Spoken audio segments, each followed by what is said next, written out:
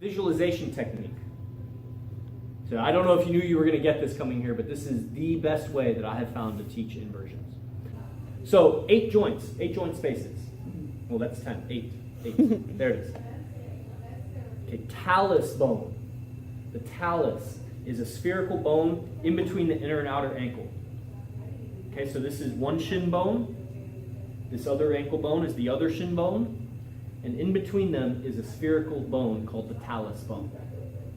And it's what your foot rotates around. Like I'm sitting, either sit on your heel or sit on one leg in front, and rotate your ankle. But for 10, use your imagination, because this is what you need in yoga poses.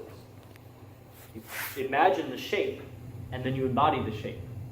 So imagine a spherical bone in between your inner and outer ankle. And as you do circles, point and flex, you just clarify. It's a really important word. Clarify the spherical shape of the bone. Now point, but pull your toes back. Pull the foot back and make a fist with your toes. And go through that range of motion. Point and pull the toes back. Pull the foot back and curl the toes. Yes, that one. And then pull the foot back and curl. Pull the foot back. Foot back. Yes. Yes. Yes. Through those two. Foot back, toes curl. Foot point, toes extend. And that turns the ankle into a hinge joint. Little circles, find that spherical bone. And then point, extend the toes. And then pull the foot back, flex the toes.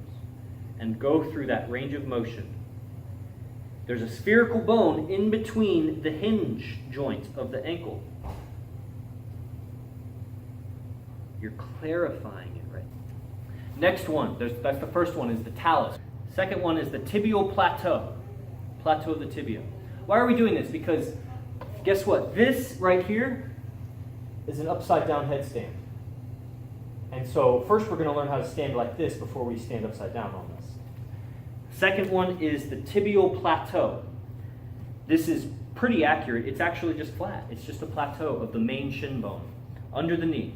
So bend your knee like this, press your thumbs behind, and feel the movement. It like glides forward and back a little. Just start to bring your awareness to the bottom of the knee joint, top of the shin bone, where the bottom of the knee meets the top of the shin. Notice if you have a leg straight, try to turn your shin bone without turning your thigh bone. It won't do it. But if you bend your knee, you can turn your shin without turning your femur. So when the knee is locked, femur and thigh go together. When the knee is bent, there's some range of motion with the shin bone. Where that range of motion is happening is the tibial plateau. Okay, does the shin bone move? Can I rotate my shin without bending my knee? Can I rotate my shin bending my knee? And where that rotation is happening is the top of the shin bone, called the tibial plateau. Third one, the floor of the pelvis. Pelvic floor. The floor of the pelvis.